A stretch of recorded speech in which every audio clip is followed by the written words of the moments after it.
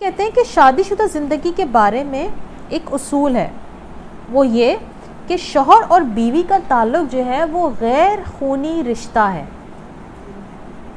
ٹھیک ہے، غیر خونی رشتہ ہے. باقی سارے تعلق کون سے ہوتے ہیں؟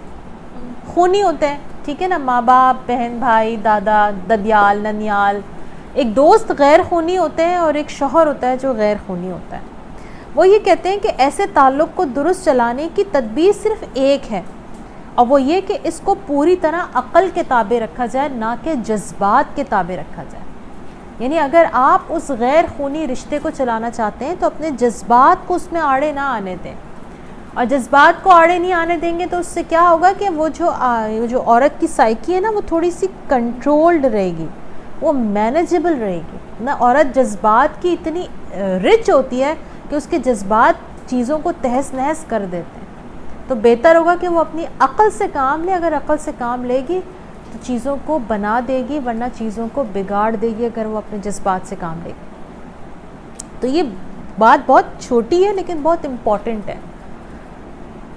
رشتہ داری میں، یعنی رشتہ داری سے میرا مطلب ہے اب آپ کا جو ازدواجی تعلق ہے اس میں آپ عقل سے کام لیں، جذبات سے نہیں.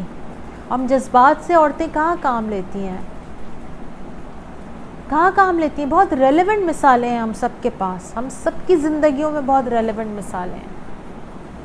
آئے تھے اپنی امی کے پاس، چلے گئے آتے کے ساتھ ہی، اور 1 گھنٹہ بیٹھ کے میرے پاس آئے تو اتنے تھک گئے تھے کہ ہم میرے ساتھ تو بیٹھ کے ہنسے بولے نہیں، سارا وقت تو اپنی ماں کے ساتھ گزار دیا.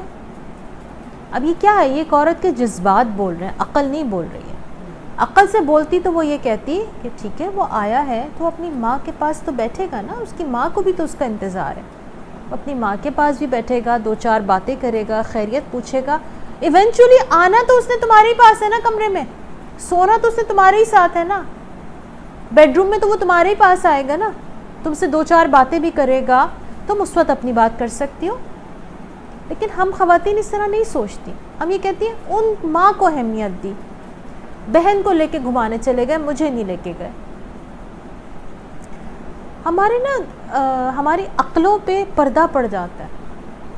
ہم عقل سے اگر سوچیں اور چیزوں کو ایویلیوٹ کریں اور اپنے آپ کو اس جگہ پہ لے جا کے دیکھیں تو ہمیں پتہ چلے گا کل کو جب ہم بھی ساس بنیں گی نا، ماں بنیں گی، تو ہم بھی یہی کر رہے ہوں گے. ہم بھی سوچیں گے بیٹا آیا تو میرے سے مل لے، اس کے بعد بے شک وہ چلا جائے اپنے کمرے میں. رہنا تو اس نے اپنی بیوی کے ساتھ ہی ہے نا، میرے ساتھ تو نہیں رہنا نا اس نے. تھوڑا سا عقل سے کام لینے کی ضرورت ہے یہاں پر.